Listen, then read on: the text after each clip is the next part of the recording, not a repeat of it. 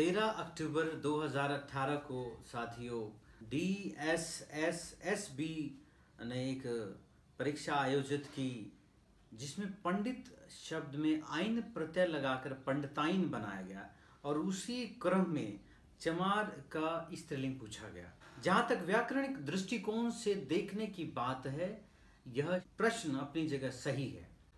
हाँ, सामाजिक रूप से हम कह सकते हैं कि जब चमार जो जातीय पहचान का शब्द है उसका जिक्र आया है तो पंडित न होकर ब्राह्मण होना चाहिए था। बाबा साहब ने कहा है कि जो कौम अपना इतिहास नहीं जानती वो अपना इतिहास नहीं बना सकती। और जहाँ तक इस जाति के इतिहास की बात है, विश्व की सबसे प्राचीन सभ्यता सिंधु घाटी सभ्यता की शासक यही चमार जाति थी, यही चमार कौम थी। मध्यकाल में सतगुरु रविदास ने जब आदर्श समाज की परिकल्पना जो कि मॉडल जो दिया बेगमपुरा, उसमें भी उन्होंने कहा कह रविदास खलास चमारा, जो हम शहरी सो मीतु हमारा। अपनी जाति का उद्घोष उतने गर्व से उन्होंने किया और कमाल की बात है उन्होंने सभी जातियों को साथ लेके वो आगे चले, सभी धर्मों के लोगों को साथ लेके वो आगे बढ़े हैं।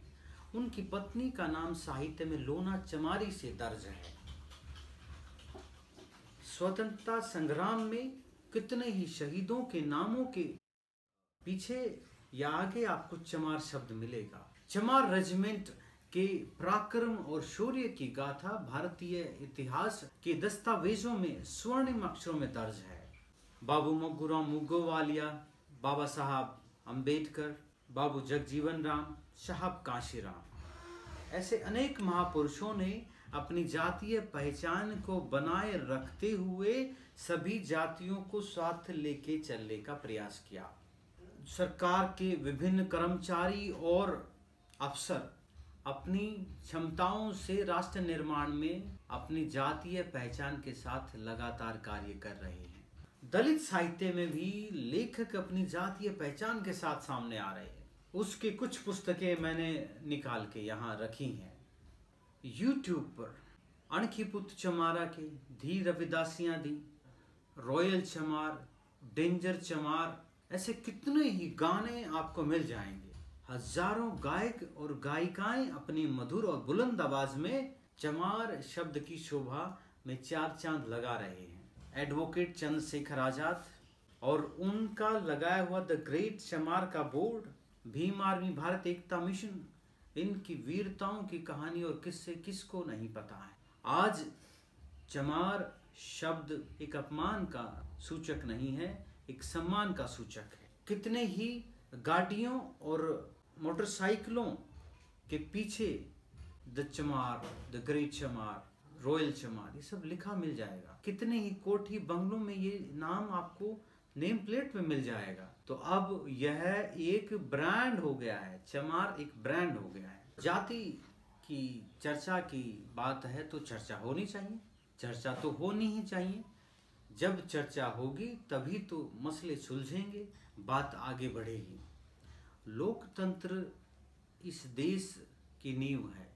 ये देश भारतीय संविधान से चलता है और भारतीय संविधान में सभी जातियों के लिए बराबर अधिकार दिए गए हैं।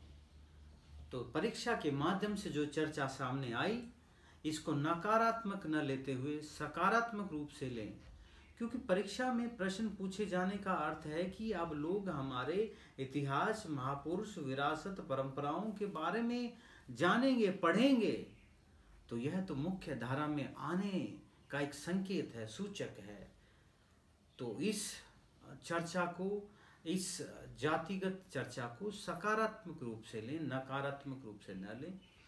परीक्षा में यह प्रश्न आना, जाति के बारे में पूछना, मुझे लगता है कोई गलत नहीं है। हमें इसका स्वागत करना चाहिए और ये आशा रखनी चाहिए कि और भी परीक्षाओं में इस तरह के, इस जाति से जुड़े हुए, इसके इतिहास से, इसकी परंपरा से, इसकी विरासत और इसके महापुरुषों से जुड़े हुए प्रश्न पूछे जाएंगे और इसी सकारात्मक दृष्टिकोण से हम लोग आगे बढ़ते रहेंगे। सभी का धन्यवाद।